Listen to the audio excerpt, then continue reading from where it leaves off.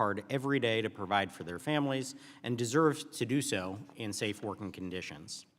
Since its establishment in 1971, OSHA has developed enforcement efforts and robust compliance assistance programs. These programs help protect the millions of Americans who work hard every day to provide for their families by giving employers the tools and guidance they need to prevent injuries and illness before they occur. Instead of relying solely on inspections and investigations after a violation happens, compliance assistance programs encourage a proactive approach to safety, which is essential to any effective health and safety management system. Many of these programs have been in place for almost as long as OSHA itself. For example, this year marks the 50th anniversary of OSHA's on-site consultation program, which provides no-cost, confidential occupational safety and health services that are tailored for small and medium-sized businesses. In 1982, OSHA approved the first site for its voluntary protection programs, which recognized workplaces with safety and health practices that go above and beyond legal requirements. In addition to OSHA's many federal programs, there is a vast network of programs and initiatives conducted by states with their own OSHA-approved state plans. As we look ahead, it's clear that workplaces are changing rapidly. New industries, emerging technologies, and evolving hazards require OSHA's compliance assistance programs to be more innovative, accessible, and adaptable than ever before. Updating compliance assistance programs calls for a collaborative approach. Strong partnerships among state agencies, nonprofit organizations, industry leaders, and other stakeholders will be vital. We must combine enforcement efforts with educational opportunities for employers and workers who want to meet their compliance obligations if we're going to protect workers. Importantly, certain federal programs, such as the VPP, are discretionary programs, meaning their effectiveness can change dramatically year over year, and employers engaged in these programs are under constant threat of losing this critical resource. We will hear more about a solution that addresses this concern and codifies the program, allowing it to perform more consistently. Today, we will also hear from individuals in their workplaces where these compliance assistance programs are used. The witnesses will offer their perspective on how these programs have made their workplaces safer, and they will make recommendations about how these programs can be improved to ensure worker health and safety. I look forward to today's hearings and today's witnesses discussing strategies to make OSHA's compliance assistance programs more effective and responsive to the needs of the workforce. With that, I yield to the ranking member for her opening statement. Thank you, Mr. Chairman, and thank you to our witnesses for being here today. Over the last 6 months, the Trump administration has embarked on an aggressive assault on worker protections. And just in the past 2 weeks, Trump's Department of Labor has released 6 deregulatory rulemakings, 2/3 of which focus on health and safety issues. These proposals target core worker protections, including changes to child labor rules, removing a requirement as basic and essential as having adequate lighting on construction sites, and even weakening workers' protection against asbestos. This spree of deregulation follows months of mass firing at the very agencies tasked with researching and investigating workplace conditions and a proposed budget that will reduce inspections and slash DOL's capacity to develop new safety standards. The message is clear. Workers' rights and protections are under attack. Compliance assistance programs such as the Voluntary Protection Program have their place, but they are no substitute for a clear standard that are actively and effectively enforced. No job should ever be a death sentence. Workers deserve to come home to their families at the end of the day, alive, healthy, and whole. Yet according to the AFL-CIO, workplace hazards killed approximately 140,000 workers in 2023, including 5,283 workers from traumatic injuries and an estimated 135,000 from occupational diseases. To protect workers from harm, Congress has passed landmark safety laws and established important agencies like OSHA, MSHA, NIOSH, and the Chemical Safety and Hazards Investigation Board. When they are all allowed to do their jobs and are fully funded, these agencies save lives and prevent harm to workers. But now the Trump administration is attempting to strip away safety regulations, dismantle critical agencies like NIOSH and CSP. In doing so, they are threatening the lives of workers who rely on those safeguards and the resources these agencies provide. In my own district, we're already feeling the consequences of these cuts. The University of Minnesota's Midwest Center for Occupational Health and Safety is one of just 18 NIOSH-funded education and research centers in the nation. It trains the next generation of workplace safety experts who will help protect our workers in high-risk industries. Without NIOSH, the invaluable research and workforce development provided by that center and others like it across the country will be lost. That means fewer trained medical and safety professionals, less research capacity on critical issues such as heat stress, decreased investment in innovative technologies that can prevent illness and injury. The Trump administration's deregulatory agenda will result in more injuries, more deaths, more grieving families, and less accountability for employers who put their workers in harm's way. Committee Democrats are committed to honoring these workers who have been harmed or killed on the job, not just with words, but with action to change the system. Later today, Ranking Member Scott will reintroduce a bill that will finally bring workers the common sense protection they deserve against heat-related injuries and illness. I am proud to co-sponsor the Unsanción Valdivia Heat, Illness, Injury, and Fatality Protection Act, which requires OSHA to finally issue an enforceable rule with the strongest feasible protection against heat illness, including paid rest break, access to water, shaded or cooled recovery areas, and training that is delivered in the language and format the workers understand. These are sensible safeguards that will save lives. Ranking Member Scott, Representative Courtney, and I also reintroduced the Protecting Americans Workers Act, which would make long overdue improvements to the enforcement of the Occupational Safety and Health Act. This bill would expand coverage to millions of workers currently excluded from the law's protections and strengthen whistleblower protections. These reforms are critical to preventing the most serious violations that endanger workers' safety. Democrats are offering real solutions to the problems workers face on the job instead of ripping away protections. I hope that our discussion today can center around ensuring that workers come home safely at the end of the day. Finally, Mr. Chairman, I request unanimous consent to enter into the record a statement from the United Steelworkers about the Compliance Assistance Program we will be discussing today. Without objection. Thank you, and I yield back. Pursuant to Committee Rule 8C, all members who wish to insert written statements into the record may do so by submitting them to the committee clerk electronically in Microsoft Word format by 5 p.m. 14 days after this hearing. And without objection, the hearing record will remain open for 14 days to allow such statements and other extraneous material noted during the hearing to be submitted for the official hearing record. Now to the introduction of our witnesses for today.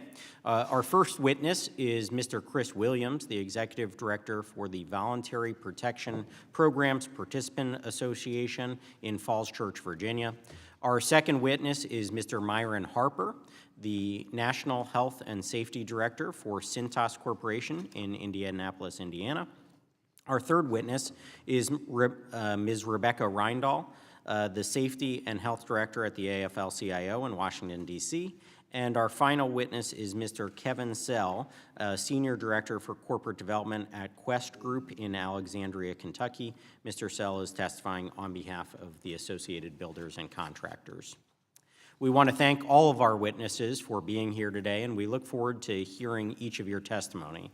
Pursuant to committee rules, I will ask that each of you limit your oral testimony to 3-minute summary of the written testimony that you've provided.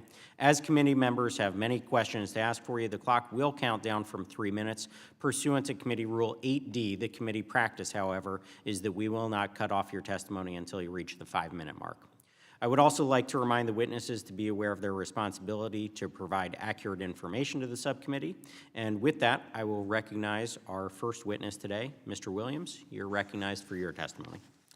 Chairman McKenzie, Chairman Wahlberg, Ranking Member Omar, and members of the subcommittee and committee, I thank you for the opportunity to testify in support of OSHA's compliance assistance programs. My name is Chris Williams, and I serve as the Executive Director of the Voluntary Protection Programs Participants Association. For 40 years, VPPA has represented sites and companies involved in VPP. Our more than 1,400 members represent every industry and collectively represent nearly 300,000 workers, union and non-union. More than half of VPPA's members are current VPP sites who, along with the nearly 1,900 sites across the country, share in our mission to raise the standard for workplace health and safety excellence. VPP is a program founded on collaboration. In 1979, the California Building Trades Council, National Constructors Association, and Cal-OSHA came together to develop the Cooperative Self-Inspection Program. It was aimed at preventing injuries and illnesses during construction of the San Onofre nuclear power plant. Led by labor and with full management buy-in and oversight by Cal-OSHA, this resulted in levels of cooperation previously unseen and laid the foundation for the program that we see today. OSHA's VPP has maintained this bedrock commitment to employee involvement, management commitment, and regulatory oversight, working together to foster a culture of continuous improvement. The proof's in the numbers. According to OSHA data, VPP sites maintain an average injury and illness rate 53% below BLS industry averages. To put that in perspective, the average American workplace sees nearly 3 injured workers per 100 full-time employees. For VPP sites, that number is closer to 1. And that's still one too many because VPP fosters a culture where safety is the core value upon which every decision is made. It's why VPP works and saves. VPP's impact goes beyond participants. It's felt across the more than 10 million workplaces in the United States through countless process innovations and best practices. It's felt by OSHA through the Special Government Employee Program, with VPP companies committing their own personnel and resources to work alongside OSHA, developing new ideas that are routinely adopted and improved. Simply put, VPP is a shining example of what labor, management, and government can do when working together towards a shared vision of what can be. Yet, VPP remains a discretionary program, meaning that it can be eliminated at any time for any reason by any party. And make no mistake, it's been under threat before. That's why we're pleased to see the introduction of H.R. 2844, the Michael Enzi Voluntary Protection Program Act. This bill's aim is simple: to make VPP a permanent program within OSHA, to require that a percentage of OSHA's budget be set aside to fund VPP, and to create a pathway for every American workplace to reach VPP-level performance. VPP enjoys broad support: Democrats and Republicans, management and labor. In fact, VPP was built by labor. Nearly 500 locals are signatories to VPP agreements, among them more than 380 AFL-CIO-affiliated unions. VPP is the gold standard of safety and health management systems and the only one available free to every workplace willing to commit to and abide by its stringent ongoing requirements. Participants know that protecting workers isn't proprietary. It isn't a union or non-union issue.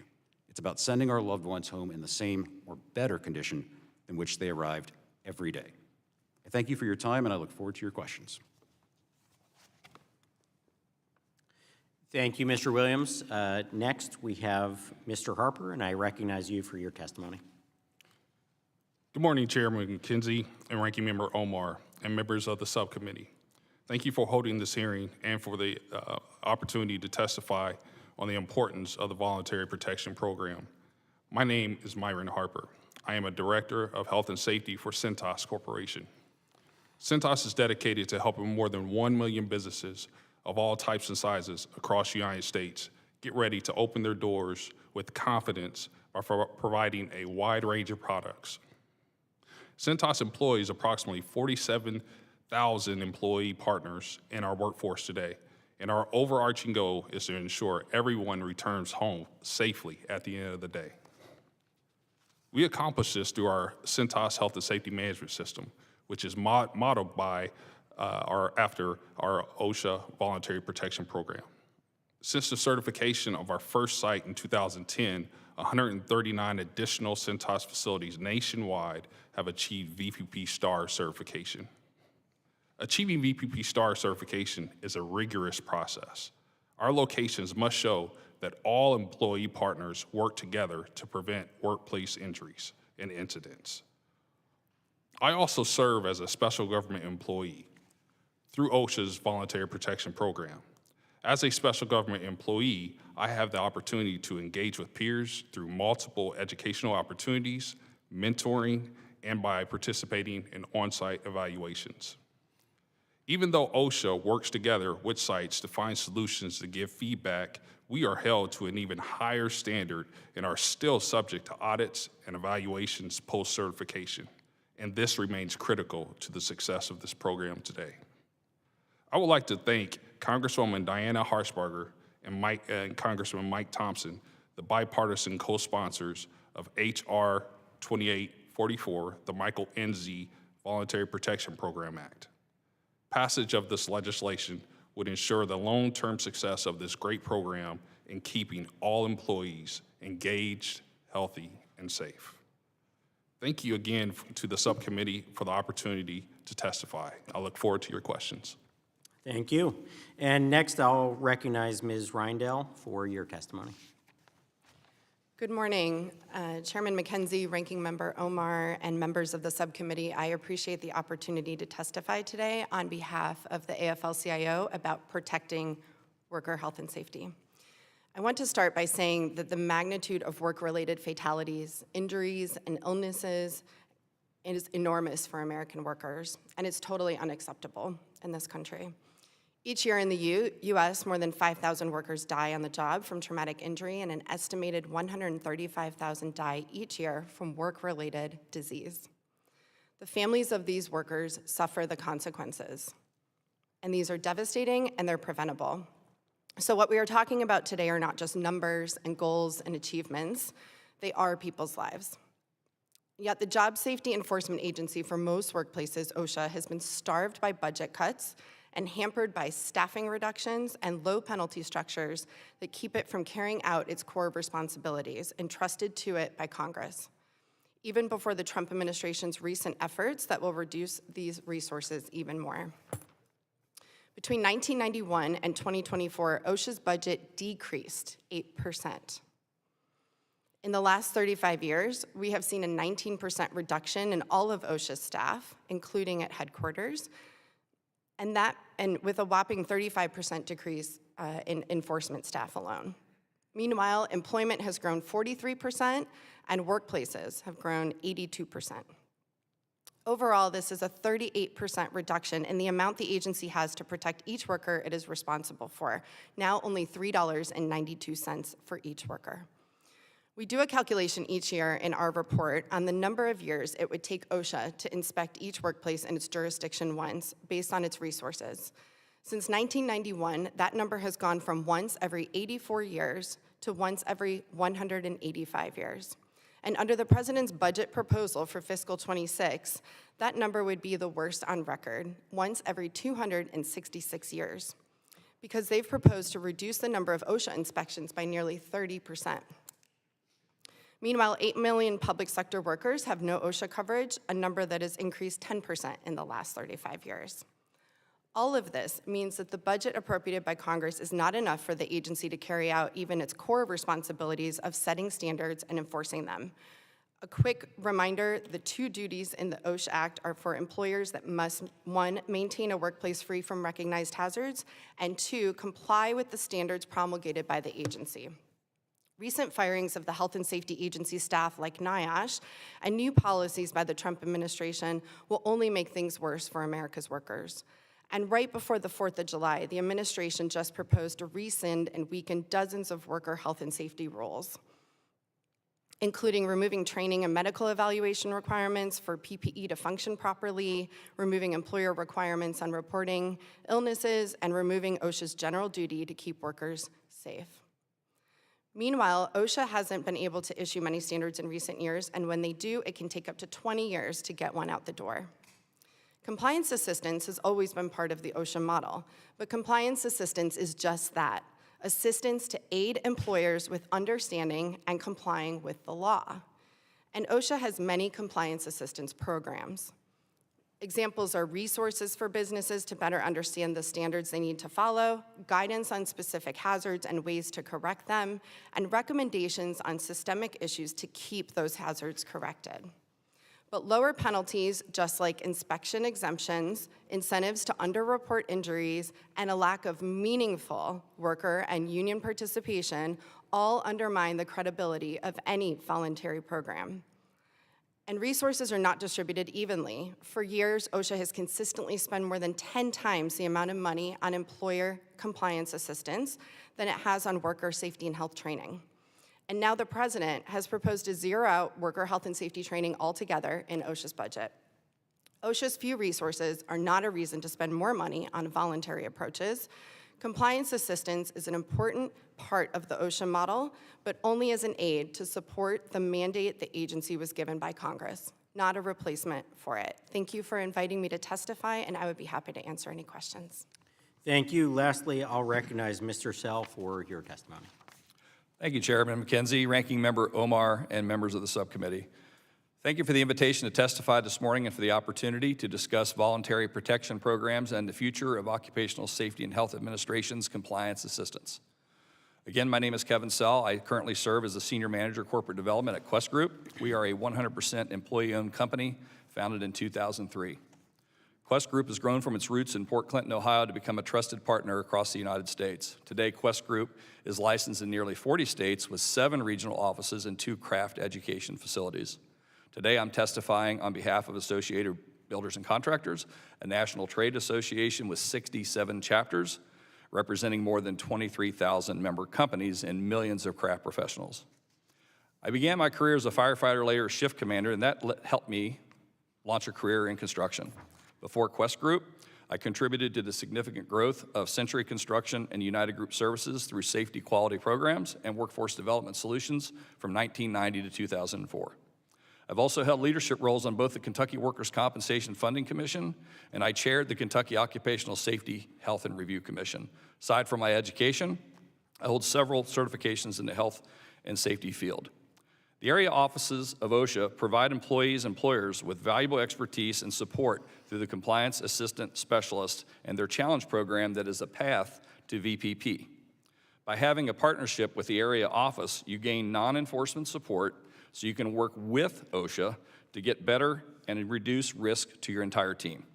This is especially important for construction, as many of us have mobile workforce that moves around a lot, and this presents its own set of challenges that are far different and more complex than most general industry sites. In 1999, we met with then Region 5 Administrator Mike Connors, who challenged us to take the ABC STEP, which is Safety Training Evaluation Process, and Challenge Program to a construction version of the Voluntary Protection Program, or VPP. We started that demonstration program in 2001. VPP in every industry allows employers, employees, and labor to apply for an audit that leads to the VPP designation. Many of us call the VPP OSHA's seal of approval. The VPP makes the work environment better, safer, and even supports business growth and job security. It's also important to note that positions like the Compliance Assistant Specialist and VPP allow OSHA to focus on the bad employers and use their VPP partners as subject matter experts and resources.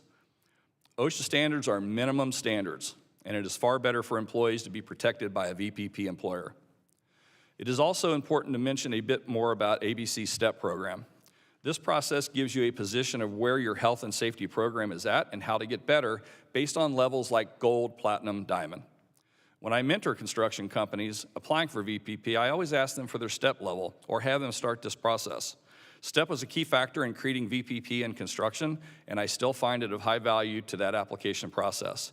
STEP has also evolved to add something of great importance to all of us in every industry, and that is mental health and suicide prevention.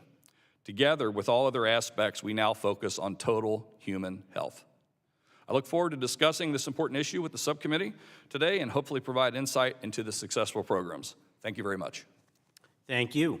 Under Committee Rule 9, we will now ask questions of the witnesses under the 5-minute rule, and I'll be recognizing myself for the first series of questions. Mr. Williams, your written testimony noted that the mission of the Voluntary Protection Program is to send workers home from work in safe or better condition when they arrived. How do OSHA's compliance assistance programs like VPP complement the enforcement side of OSHA's work in achieving this goal? Thank you for your question. Quite simply, VPP is an efficiency tool for OSHA in that it supplements personnel from VPP sites in the form of special government employees who go out and conduct audits, can review applications in some regions, and the like. So it does free up those resources potentially for enforcement efforts. It also allows VPP itself, the performance of those companies and sites in the program, it allows OSHA to focus on, as the witness stated, those truly bad actors who for reasons incomprehensible to the moral mind, refuse to comply with OSHA requirements. We know that VPP sites, from a performance standpoint, are well above and beyond compliance, and they're well above beyond their performance of their peers. So VPP sites also commit to that pay-it-forward model, where their resources, their best practices are openly shared amongst industry, amongst their peers, not as proprietary, but in order to help send those workers home safe every day. Well, I appreciate that response, and it actually sets up my next question perfectly. Mr. Harper, you highlight in your written testimony the opportunities given to you as a special government employee or an SGE. As an SGE, you're able to offer your knowledge and experience to smaller businesses just starting out and businesses in need of strengthening their current safety practices. How has your work as an SGE benefited smaller businesses? So with small businesses, we've been able to partner with them through SGE initiatives, through Voluntary Protection Program by going out, visiting those sites, directly partnering with them, sharing those best practices with them, as well as inviting them to our sites to partner with them. It's a great benefit to those smaller sites as well as to our site to partner with other businesses that may have the same issues that we have faced before, and we're able to help identify those solutions directly. So building businesses, community involvement together to send every employee home safe and sound. So we appreciate the work you do helping small businesses there. I think that's fantastic. How does that benefit your organization, Cintas? So with Cintas, especially with the customers that we have, we've been able to partner with those small businesses to help them with their initiatives and help us as far as a company to build that relationship with that site. So if they continue to build and grow, that helps us long run on our side as well, but it helps us with our knowledge, sharing best practices from those sites, and things that we're able to benefit from with the SGE evaluations and tools that we get from those sites. Fantastic. My final question is for Mr. Sell. By having the Voluntary Protection Program in place, OSHA gains industry ambassadors who enthusiastically offer their expertise to industry safety efforts, as we just heard. OSHA may also exempt VPP sites from programmed inspections, which allows the agency to allocate resources towards expanding outreach or, when needed, enforcement. Having participated in the VPP, can you highlight the benefits an employer and its employees receive from the program? Certainly, and thank you for the question, Mr. Chairman. So as the employer or the group, the company, the benefits received is that you're starting that, it's not just a partnership. I would argue that it's a relationship, and that you're in regular communication with your respective area office. And getting to know those people and what they do also gives you more access to standards that are coming out, more input. The employees understand that they're working for a company and with a company where they're engaged in the voluntary protection process and where they look at OSHA as a partner and they don't look at them as the occupational police, which I'm not saying that that's not needed, I'm just saying in the VPP setting that it's a cooperation, it's engagement, it's collaboration with the agency, which is, I think we all would welcome more collaboration with federal agencies that actually benefit employees. Appreciate that answer, thank you. And with that, I'll conclude my questioning, and next I'll recognize the ranking member for 5 minutes of questioning. Ms. Raindle, thank you so much for joining us today. Just this week, OSHA announced a major policy change related to the monetary penalties for workplace safety violations. Under current law, what is the maximum penalty OSHA can seek for a serious violation? Excuse me, the maximum penalty is $16,000, $550. So it's roughly $16,000. What if a worker is killed? If a worker is killed, it depends on the type of violation. It could also be a maximum of $16,000 if it's a serious violation. And just to be clear, these are only the maximum penalties, right? These are maximum penalties. They're often much, much lower. In our annual report, we do look at this, and for federal OSHA, the average serious penalty that OSHA issues is $4,000 for a serious violation of the OSHA Act. Now, can you briefly tell us what OSHA announced this week? What are the consequences of this decision, and will workers' lives be at risk? Sure. OSHA announced on Monday a new policy change related to its penalty structure and related to reducing penalties for businesses when they are cited by OSHA. OSHA has always, long-term, has had 4 categories for good faith, penalty reduction, history, lack of a history of violations, penalty reduction, quick fix penalty reduction, and size-based penalty reductions. And what this policy did here was it changed the criteria, and it's letting more employers into the penalty reduction space, and that includes large employers, not just small businesses. It also increases the penalty reductions to 70%. So you get fined by OSHA, you can have up to a 70% penalty reduction now, or 80% for willful violations. And if you haven't had an inspection in 5 years, you actually can have a reduction in penalties. And what it used to be was that you had to have an inspection in the last 5 years without many serious violations in order to achieve that. Wow. What message does it send when this administration is willing to make it cheaper to break the law? Sure. This new policy just creates incentives for employers to take the low road and to not follow the law. If you know that, I mean, we already know that OSHA doesn't show up to workplaces because of its resources, that it can't make it to so many workplaces every year. And further now, we know that if they will show up to, employers can expect penalties that are much too low to be a deterrent for violating our nation's safety and health laws.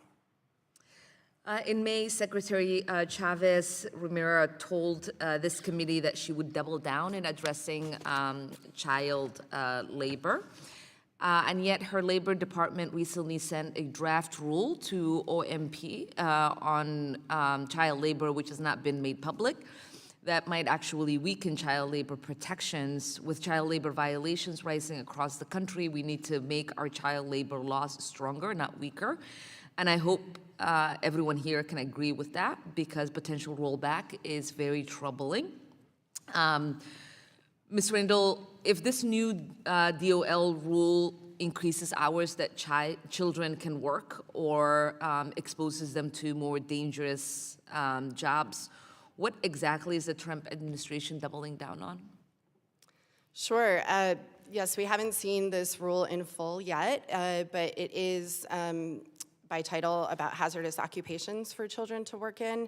So we actually have seen these things before in the first Trump administration, where they have attempted to lower the age that children can work in dangerous occupations and having them work at different hours for longer time periods. And right now, for decades, our nation has prevented children from working in certain hazardous occupations. We've had many violations of this over the years, and child labor violations are a very clear indicator of other health and safety violations that are going on in workplaces. Thank you, and with that, I yield back. Thank you. Next, we'll go to Chairman of the Full Committee, Mr. Wahlberg from Michigan. Thank you, Mr. Chairman, and thanks for holding this hearing, and thanks to the panel for being here. Mr. Williams, you indicated that in your written testimony that an estimated 1,900 work sites participate in the voluntary protection program. What percentage of those sites are union sites? Thank you, Mr. Chairman. While there's no accurate data put out by OSHA in terms of worksite affiliation, labor, non-labor, or union, non-union. In looking through the list of unions that are signatories to VPP agreements and looking through those sites, a conservative estimate would be 15%. I would put that above 20% of VPP sites that are union work sites.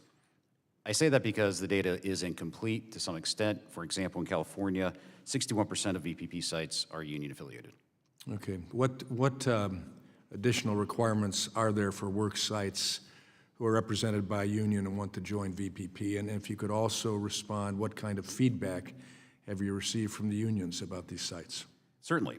Any site that employs union labor must have every trade that's represented on that site sign off on any VPP agreement. If even one declines, then we don't proceed. The VPP process stops. Labor maintains a critical role and critical oversight role in terms of if at any point labor looks at that VPP agreement, looks at that site and says, you're not upholding your end of the bargain management, we can withdraw our signature, and the site is out of VPP. In terms of feedback from local labor affiliates, it's been overwhelmingly positive, just simply based on the number of local signatories that I cited in my opening statement. But I want to give you a statement in their own words. This is from Jack Griffith, who works at the Central Plateau Cleanup Company out in Richland, Washington. He's a member of the Hanford Atomic Metal Trades Council and Local 1951 of the International Association of Machinists and Aerospace Workers. He's a full-time union safety representative, VPP coordinator. He's been involved in VPP for almost 30 years now. And in his words, and I quote, VPP is not a flavor of the month program. It requires a management commitment with employee involvement. Unionized sites must endorse their commitment or the application will not be accepted by OSHA. Attaining VPP star recognition is not easy for companies. They must have implemented an effective safety and health management system. Fostering a culture of safety and continuous improvement can take time. I've seen where the safety culture needed to change to meet the rigorous requirements of going above and beyond the basic OSHA requirements to demonstrate exemplary safety and health management systems. On a VPP site, every employee has the right to stop work without fear of retaliation when identifying anything that was not covered. It's not surprising that he would state that. That's just common sense of what the program is a high standard program that you have to voluntarily commit to and keep the job. Thank you. Mr. Harper, there's a misguided belief that by participating in VPP, employers skirt their compliance obligations. However, your written testimony states that VPP work sites are held to an even higher standard than non-participants through the program audit and evaluation process. Could you briefly explain why that is, and do you believe this high standard has had a direct impact on employee recruitment, retention, and growth there at Cintas? Thank you for your question.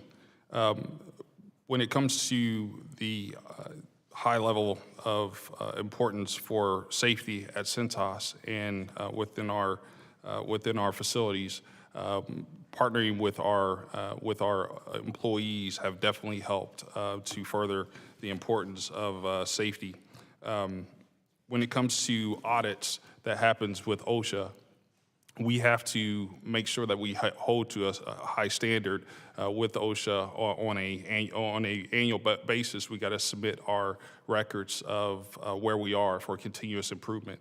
And then every so often they have to come back and reevaluate our site to make sure that we're held to that standard. In addition to that, when submitting our applications, we have to be lower than the industry average, lower or at the industry average based on the BLS rates. And so our incident rates has to be below. So they're also looking at our involvement from our employees and leaders, as well as our numbers. It has definitely helped us with the accountability side, as far as having OSHA there to help partner with us and continue our efforts, sending partners home every day safe to their families. And so it helps with our programs initially. Thank you. Not much time left, but Mr. Sell, yes or no? Has the participation in VPP and other compliance assistance program shifted culture of your workplace to prioritize safety? Yes, it has. That's all I wanted to hear. Thank you. Go back. Fantastic. Next, we're going to go to Mr. Takano from California. Thank you, Mr. Chairman. Thank you to the witnesses for being here. Ms. Reindel, the National Institutes for Occupational Safety and Health, or NIOSH, is the only federal agency that conducts research on worker safety and hazardous health materials. As you describe in your testimony, NIOSH researches which chemicals could shorten a worker's lifespan, how future accidents can be prevented, and the application of life-saving interventions that protect workers and employers, among other things. Is it true that the staff of NIOSH was gutted this week, depriving the agency of enough staff to function? Thank you for the question. In the spring, the Trump administration fired 2/3 of the staff of NIOSH, and even though some of them have been returned, more than 1/3 of the agency is still out, and those are people who do critical work around researching. Critical work, these are trained researchers, people with advanced degrees. That's right. They're uniquely skilled. This is a small field with very high level of expertise and a very unique level of expertise to do occupational safety and health. Can you give me an estimate of number of staff that will be affected? Sure. We still have more than 400 staff who are out of NIOSH, and these are people who do critical mining safety and health research, critical research on warehouses, and many other studies and industry partnerships. So what might be the immediate consequences of these staff cuts? Do you have some ideas in mind? Sure. For instance, in the mining sector at NIOSH, they do long-term studies, but they also do, they test explosive environments. They have very, critical state-of-the-art facilities where you can test explosive environments, for instance, under mines, prevent roof collapses. And you also have partnerships with the fishing industry, with the construction industry. These are a lot of the industries that are still, the research is highly impactful, and it's also research that's applied and it's immediate. So it's understanding why employers or employees aren't adopting safety practices and helping them. Great, thank you. My district contains one of the largest logistics hubs in the world. In the Inland Empire, more than 200,000 people are employed by the warehousing industry. Warehousing work has among the highest rates of serious injury of any industry in the country. Workers suffer lifelong injuries from overexertion and repetitive stress, which can permanently destroy an employee's back, wrists, and other joints. Heavy objects and equipment that mean a collision or a fall could be deadly and has resulted in hundreds of worker fatalities per year. As online shopping booms, so does the safety risk associated with that industry. A 2024 Senate report indicated that one Amazon Prime Day, just one Prime Day at Amazon, led to a rate of 45 injuries per 100 workers. That's nearly a 50% injury rate. Ms. Reindel, researchers at NIOSH's Western States Division were conducting research into making warehouse work safer. Their staff was just eliminated. How will cuts at NIOSH affect my constituents? Absolutely. The Western States Division is a smaller office out in the Western States that are incredibly efficient, and they affect warehouses because they do important work on ergonomics, which you were just talking about, and preventing musculoskeletal disorders from repetitive stress injuries, and also on fatigue. I mean, warehouses have extreme issues with workers working long hours, fatigue issues, transportation issues related to the logistics industry. So we can expect without NIOSH that injuries and illnesses will go up, fatalities will go up, and this is going to harm generations to come. So we just passed this big ugly bill, $160 billion to do immigration enforcement, a budget that's bigger than like several defense budgets put together. So there's a trade-off here. We're going to eliminate an office, a small office, that could make warehouse work safer for my constituents. So I'm seeing a trade-off here, Ms. Reindel, and I'm very, very alarmed by it. I yield back. Thank you. Next, we'll go to Mr. Mesmer from Indiana. Thank you, Mr. Chairman, and thank you for the witnesses for being here today, especially my fellow Hoosier, Mr. Harper. Mr. Harper, compliance assistance programs are a proactive approach that results in reduced costs for both OSHA and the participating employers. Can you explain to our subcommittee how these programs reduce costs for both OSHA and the employer? Thank you for your question.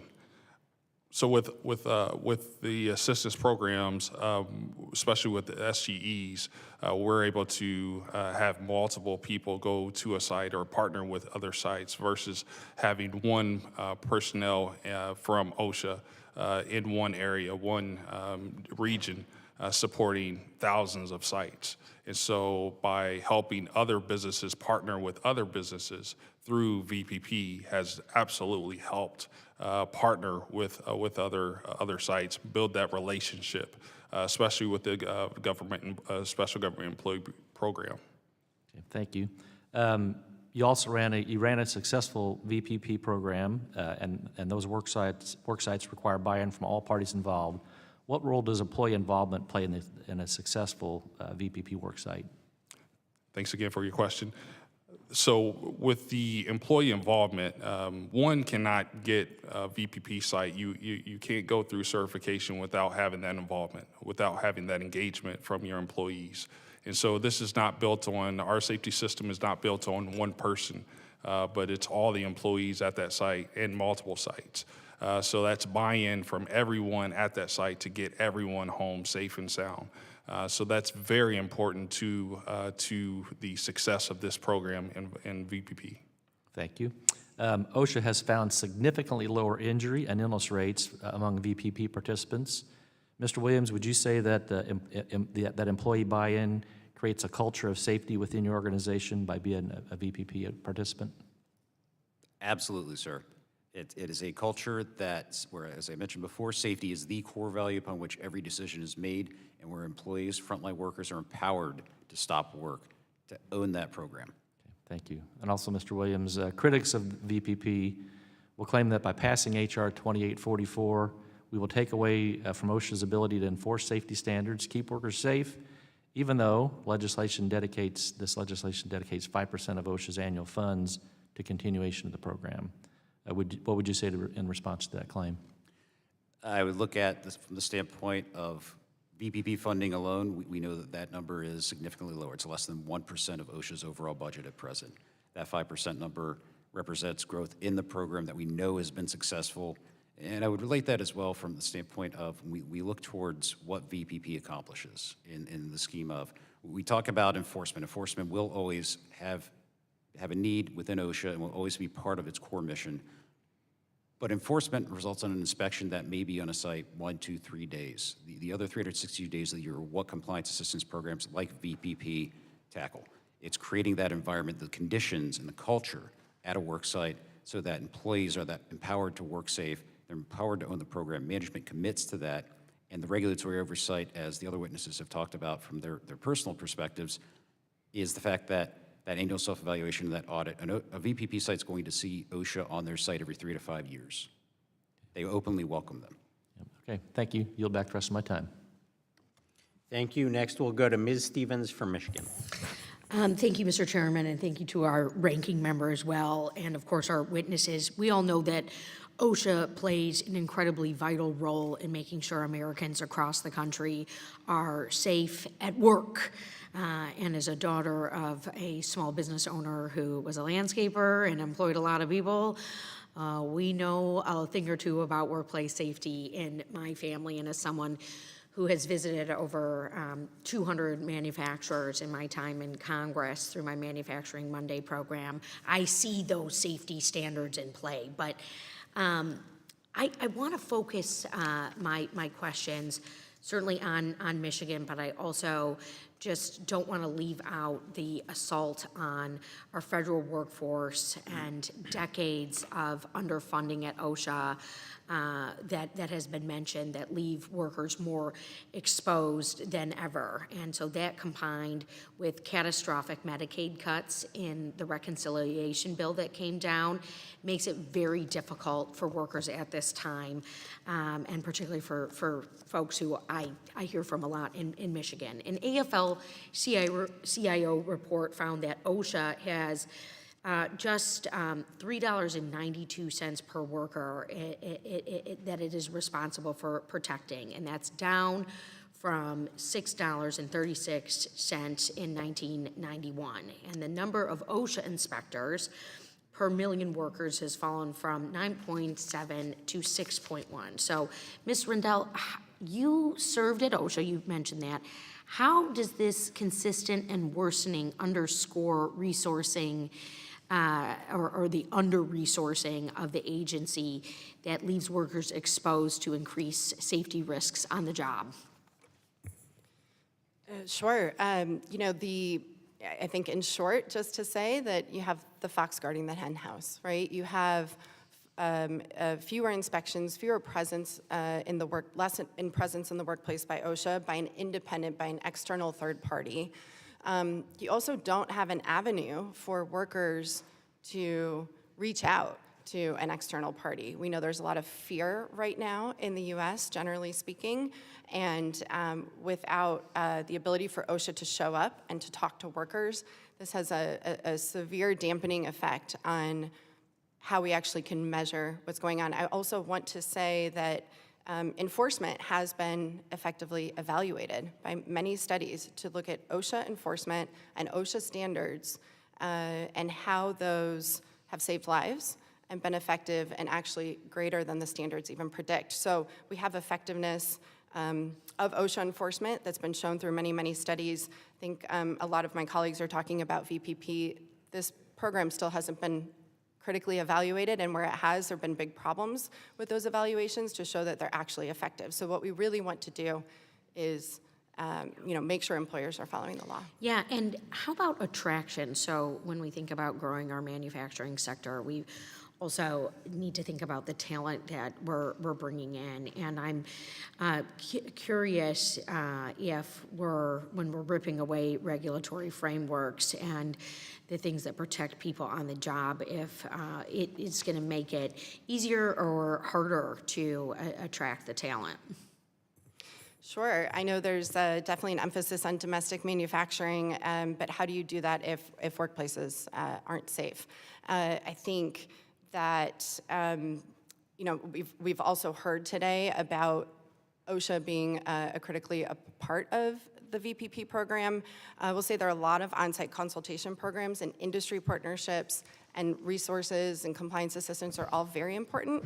But OSHA and VPP actually doesn't do audits until once every 3 to 5 years. Yeah. So that's a long time. And one other quick one as well. When you talk about the valuable role that NIOSH plays in keeping workers safe and what American workers will miss out on, how does this upheaval affect that? NIOSH is really our only source in the government for critical research on health and safety issues. It also already has a lot of industry partnerships, a lot of academic partnerships, real implementation on the ground of preventing workplace injuries and illnesses practically in real time, and also conducting surveillance so that we actually know what's going on in workplaces throughout the states. Well, thank you so much, and I yield back my time. Thank you. Next, we're going to go to Mr. Fine from Florida. Thank you, Mr. Chairman, and thank you to all of you for being here to talk about this important topic. Obviously, we want to make sure that all of our workers are safe and don't get injured or, even worse, get killed. I have a couple questions. I'm going to start with Mr. Sell. The argument in favor of compliance assistance programs is that it reduces costs by seeking to prevent injuries and accidents, as opposed to dealing with them afterwards. But there may also be additional cost savings as well, and that's where how can we do things cheaper? How do OSHA's compliance assistance programs reduce the compliance burden for employers? That is a great question. Thank you for that. So the compliance assistance specialist acting in a non-enforcement capacity can actually work with every employer. It really benefits small employers that don't have those types of resources, but every employer is entitled to that service. So whether it's program development, risk assessment, or just trying to figure out what's the best way to protect your employees from a particular risk, that's where they come into play. That's where they have the expertise. Where they save money, quite frankly, to a business is the output of that. So if they're helping the employer on the front end, then there's no risk or there's reduced risk on the back end. You also see that come through, at least in my opinion, you have a greater reduction to capacity of your workers' comp insurance, which is based on hours worked. Your general liability goes down, so the company becomes better financially because that compliance assistant specialist, in fact, is saving them money. They also, if they're working in that partnership, and this is an indirect output, employers want employees to work for them, and employees, especially America's workers, want to work for employers of choice. They want to go somewhere where they're protected and treated well, and a compliance assistant specialist helps that because they see them there and they know the employer cares. Okay, well, thank you for that. My next question is for Mr. Williams. Mr. Williams, your written testimony expresses support for H.R. 2844, the Michael Enzi Voluntary Protection Program Act. This bill would require OSHA to dedicate 5% of its annual budget to funding the VPP. A version of this bill has been introduced in previous Congresses long before I got here. But so that's why I want to know, what were past concerns with this legislation, and how does H.R. 2844 address those concerns? Thank you for the question. I'll touch on a couple potential issues that may have been stumbling blocks in previous sessions. The first and foremost is that some of the language from a funding standpoint in previous versions of the legislation would have been considered open-ended. I think there was some concern from both parties that it was a blank check and carte blanche for the Secretary of Labor, whoever that may be at any given time, to fund as much or as little for VPP and compliance assistance. I believe that 5% rider addresses that. Whether OSHA's budget is $500 million or $50 million, it would still be 5% of that amount. The second would be, I think, in looking from the standpoint of we talked of that budget number, I think there's also been a misconception that the program is pro one party or the other, or pro labor or pro non-labor, non-union. I think this legislation in the past has suffered from that misconception that one side or the other supports it. It's a bill for everyone. It's a bill that's had bipartisan support in previous sessions, including this one. It's a simple piece of legislation. It aims to make a program that has been so successful in reducing workplace injury and illnesses and engaging employees in workplace safety and health. It simply makes it permanent. I think there's been a little bit of a misconception from the standpoint of one side or the other is going to get a victory here. No, this is a victory for all of American workers. Thank you. Thank you for all for being here, and that answers my questions. I yield back, Mr. Chairman. Thank you. Next, we'll go to the ranking member of the full committee, Mr. Scott from Virginia. Thank you, Mr. Chairman. Ms. Rundell, the Department of Labor released dozens of new rule notices which reverse worker protections. Can you describe and comment on some of those initiatives? Sure, thank you for the question. I'm happy to. I mentioned in my testimony just before the 4th of July, dozens of these rules, actions, I should say, were issued. Many are proposals, and there are, most of them are attempts to weaken existing safety and health protections and also to roll back some altogether. So very basic but very important items like adequate lighting in workplaces or using, safety colors to detect, caution, very important things. And there's a proposal to remove OSHA's general duty protections to certain occupations because they are, quote, inherently risky. And we see this as problematic and really a problem for many workers across the U.S., not just the occupations that they named in the proposal, but setting a precedent for doing that going forward and thinking that employees somehow should assume the risk in their workplaces. That is where employers should be controlling hazards. One other area is going after the respiratory protection requirements. And we know that in order for respirators and other PPE to work properly in workplaces and protect workers, it must fit, and we must medically evaluate people in order to ensure that they're safe when they're wearing those protections. Are independent contractors covered by OSHA? Independent contractors are not covered. You responded to a question about the relatively low penalties to businesses. Usually accountability can be achieved by lawsuits, but if employees covered by OSHA are covered by workers' comp, is it true they can't sue for negligence?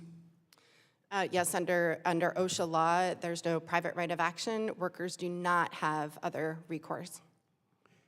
In the voluntary plans, what should we look for to ensure that the plans are actually working as intended? Right, so these voluntary, so I will just say the compliance assistance has many types of programs at OSHA. I know we're talking a lot about VPP today, and that's just one of the programs. On-site consultation is already a program that exists for small businesses, and that's a free and a confidential service that OSHA already offers to small businesses. And VPP tends to benefit large corporations, and those are employers that are already paying attention to safety because they have to do that in order to get into the program. They have to have low injury and illness rates to stay in the program, and where we've seen pressure to maintain low injury and illness rates, we also see policies and pressure for workers to not raise and report injuries and illnesses. There's also a significant problem of every VPP employer having inspection exemptions. So for voluntary programs, we should not be exempting OSHA from having inspections. It's sort of a backwards way of thinking. If you are doing your best and you're having the best employers who should be going above and beyond OSHA standards, they should pass inspections without problem. But we do have, we've seen many willful violations and fatalities at VPP sites. I'm not saying all, and I'm not saying that there aren't good VPP programs in some workplaces with some employers, but the program still systematically has problems. Mr. Williams, how can we be confident that violations are actually reported, and can that be legally enforced? Absolutely, Mr. Scott. I would address the concern about the program inspection exemption with this. VPP does not exempt sites. The program does not exempt sites from inspections for imminent dangers, from whistleblower actions. So VPP sites are still required and are still subject to those inspections. From a validation standpoint, I would also like to mention that VPP, GAO issued a report in 2009 that offered up recommendations to improve the program from an internal standpoint at OSHA. And I do want to thank previous Assistant Secretary of Labor, Dr. Michaels, and Deputy Assistant Secretary Jordan Baird, because under their watch, they implemented the changes that GAO recommended to improve and strengthen the program. And so we want to thank them for their support of VPP and also for making the program better and validating that it is successful. Thank you, Mr. Chairman. Thank you. Next, we'll go to Mr. Grothman from Wisconsin. Thank you. Take advantage of your expertise. In your written testimony, you say that the 150 Cintas sites are currently participating in the Voluntary Protection Program, making you the largest VPP participant by total number of work sites. Can you share any data or success stories showing how VPP has helped reduce injuries? Yes, sir. Thank you for your question. So the VPP program has tremendously helped Cintas in improving their employee engagement, their culture, and making sure everyone returns home safe at the end of the day. Building more of a great system that we have, our health and safety management system, together, not just with one person or one department, but with all employees there. Reduced our incident rates, as well as helped with partnering with other businesses outside of Cintas to help with our best practice and things to implement within our four walls. It's rare that the answer is found just within our four walls. So partnering with other successful companies with great management systems has been a benefit for us. Oh, just a plus, plus, plus. Okay, Mr. Sell, do you have anything to add to that or your experience? Well, certainly from the construction application, since 2001, it's been extremely helpful because, in construction we have our own set of issues. So it has addressed a lot of issues that we've had over the years with respect to working with OSHA. It's always been our desire to do that, and VPP has enabled that. And I'd like to add, just kind of off topic for a second, we were talking about compliance assistant specialists. And I think it's good to know if just using Region 5, there's only 4 compliance assistant specialists, 1 in Ohio, 3 in Illinois, which also means none in Wisconsin, and I wish Ms. Stevens would still be here. That means there's none in Michigan either. So there's a severe lack of that we're not reaching out and partnering with employees, employers. Thank you. Okay. I guess you kind of brought this up, but I'll follow up with a question anyway. How could OSHA better support industry-led safety initiatives and partnerships rather than pursuing policies that appear more focused on headlines than really improving safety? Well, that's a great question and seems to be the hot topic currently. Clearly, New day. New day. Love it. Certainly the 5% funding of voluntary protection programs will be a step in the right direction, as well as getting these area offices, their compliance assistant specialists back so they can work with the people that want to improve health and safety in the lives of their workers and enable the businesses to grow. We're all trying to grow in a way that's healthy, safe, and smart.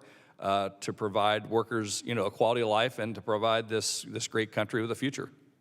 Okay. Mr. Williams, we'll finish up with you. Could you tell us how VPP helps your business improve safety without the threat of penalties or adversarial enforcement? I can certainly speak from the perspective of our 1,400 members, of which more than half are current VPP sites. It's quite frankly a culture change. And I come from a construction background. I'm a construction kid, grew up in the industry. My dad was a contractor. And I've seen firsthand 30, 40 years ago, when I was much younger and not gray, what safety culture was back in, I'll call them the old days, the bad old days.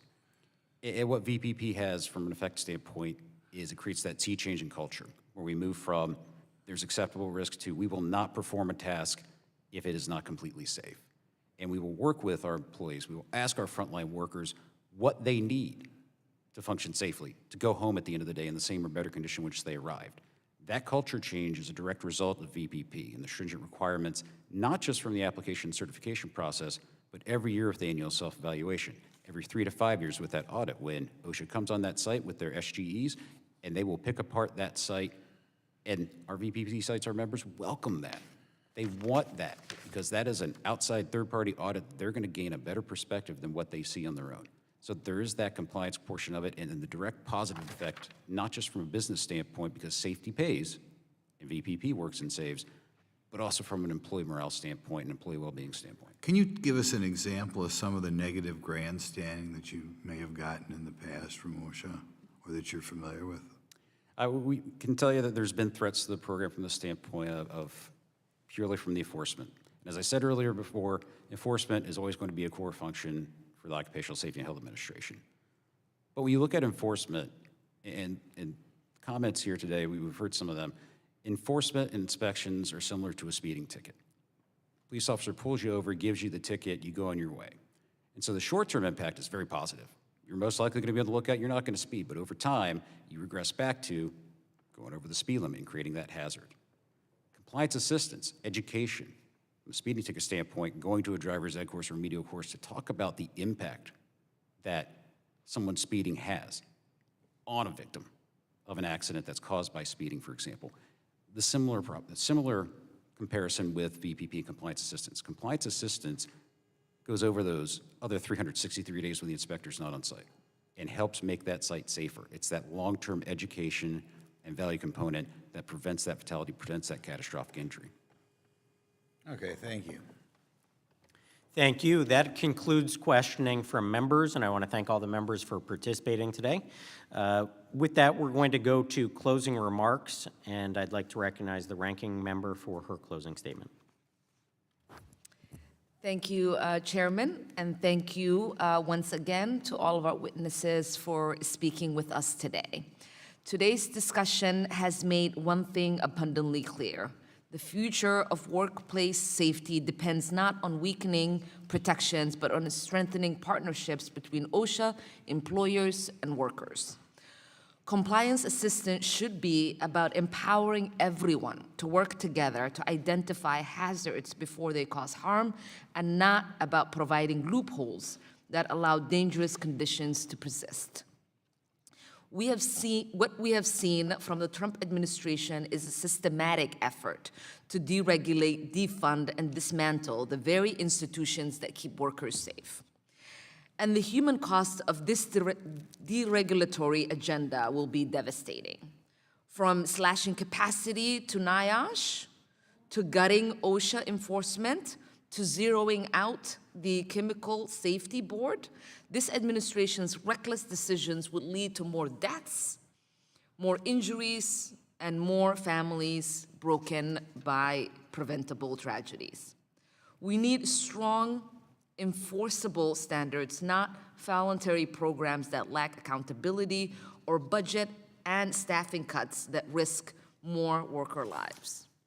Good employers understand that safety is both a moral duty and an essential for business success. The bills introduced by Ranking Member Scott, myself, and some of my other colleagues, like the Protecting American Workers Act and the Heat Illness Prevention Act, offer practical solutions to close coverage gaps and strengthen enforcement and address deadly risks like heat stress. As we conclude, I urge all members of this committee to remember the stakes. Every regulation we weaken, every resource we cut, means more workers at risk of injury or death. Every worker deserves to return home safe and healthy, regardless of the industry or job. So let us commit to building safer workplace through robust standards, effective enforcement, and stronger partnerships.